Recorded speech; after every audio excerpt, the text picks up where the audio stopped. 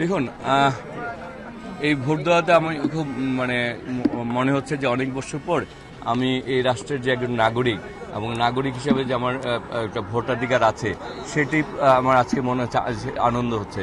আবার সাথে সাথে আমার যে এই ভোটের অধিকারের জন্য, গণতান্ত্রিক অধিকারের জন্য আমি এই দীর্ঘ রাজনৈতিক জীবনে বিগত দিন আন্দোলন সময় আমার হাজার হাজার সহযোদ্ধাকে হারিয়েছি।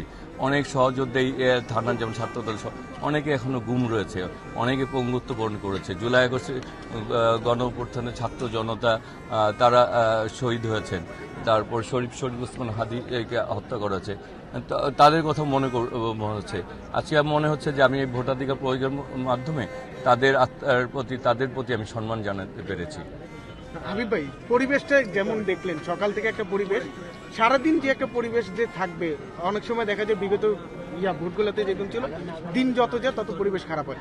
আপনি প্রার্থী হিসেবে কেমন চাচ্ছেন ঢাকার 9 আসনে ভোটটা আসলে কেমন উপহার দিতে চান জাতিকে, সেই বিষয়টা? দেখুন, আমি তো বললাম যে আমরা অনেক আসলে ত্যাগের বিনিময়তে পেয়েছি এবং আমি চাই আসলে বাংলাদেশ একটি গণতান্ত্রিক বাংলাদেশ হবে, ভোটাধিকার এবং স্থিতিশীল থাকবে এবং ঢাকা নয় নিরাপদ থাকবে।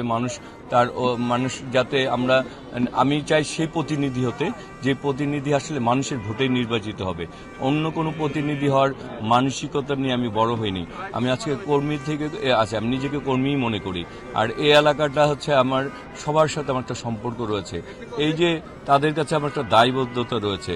আমি চাই যে এলাকার যারা ভোটার তারাই তাদের প্রতিনিধি নির্বাচিত করবে।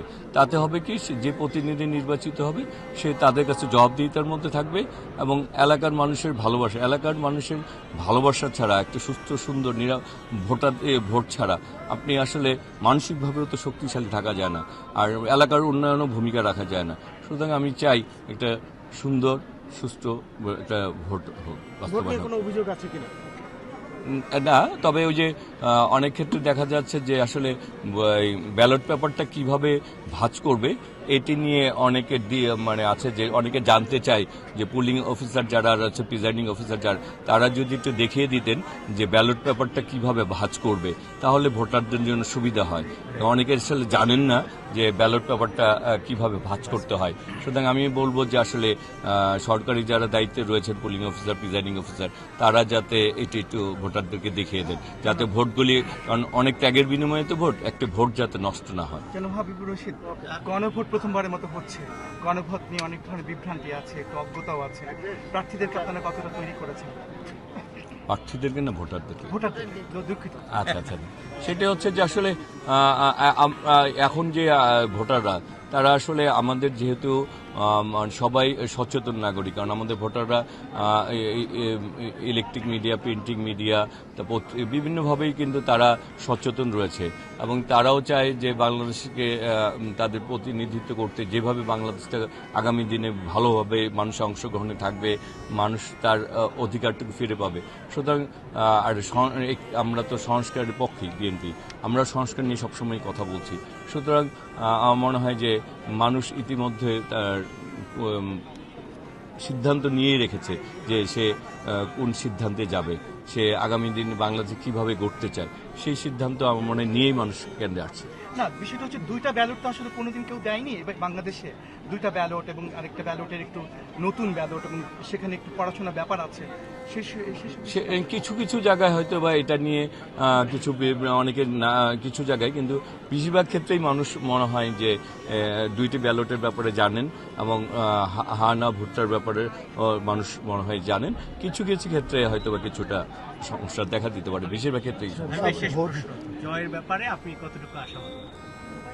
ব্যাপার হচ্ছে যে আমি এটা ছেড়ে দিয়েছি ভোটারদের উপরে, আর আমার দীর্ঘদিন তো তাদের সাথে ওই উঠা বসা করেছি। এই যে আমি যে বাসাটায় থাকি, এই বাসাটাই তো আমি প্রায় 54 বছর যাবত এই বাসাটাই থাকি। এই এলাকার প্রতিটা অলিতে গলিতে 38 বছর যাবত বিচরণ করি। সুতরাং ভোটারদের উপরে ছেড়ে দিয়েছি যে তারাই নির্ধারণ করবেন যে আগামী, ভোটাররা ভোট দিলে ইনশাল্লাহ বিজয়ী হব। ভোটের তো এখনো বেশ কয়েক ঘন্টা বাকি আছে, আপনি আপনার ভোটারদের উদ্দেশ্যে যদি কিছু বলেন। আমি ভোটাররা আসলে যেহেতু আমি বিগত দিনে তাদের সাথেই বড় হয়েছি, তারাই আমি যেমন সব জায়গায় বলি যে আমার অতীত বর্তমান যদি মনে হয় যে আগামী ভবিষ্যৎকে আমি তাদের নিজেকে ভবিষ্যতের জন্য উপযুক্ত করেছি এবং অতীতে আমি ভালো ছিলাম, ভালোর সাথে ভালো কিছু করার চেষ্টা করেছি, তাহলে ইনশাল্লাহ ভোটাররা আমাকে পছন্দ করে দিবেন। এবং আমি বলেছি যে আমার রাজনৈতিক জীবন, ব্যক্তিগত জীবন খুব স্বচ্ছ, মানে আপনারা ইচ্ছা করলেই জানতে পারবেন যে কোনো জায়গাতে, যেহেতু আমি একটা নির্দিষ্ট এলাকায় এই এলাকায় বড় হয়েছি, সুতরাং অতীত বিবেচনা করে হ্যাঁ যদি মনে করে হাবিব ভালো ছেলে, হাবিব রেদে আগামী দিনে আমরা সবাই ধরে কাজ করতে পারবো, এলাকা ভালো করতে পারবো, বেছে নেবে আমাকে ধানেশী। আর বিএনপির ধানেশী দেশচন্দ্র বেগম খালেদা শহীদ রাষ্ট্রপতি জিয়া রহমান তারেক রহমানের ধানেশী শিশুর গ্রহণযোগ্যতা এবং তার জনপ্রিয়তা রয়েছে, জোয়ারও রয়েছে।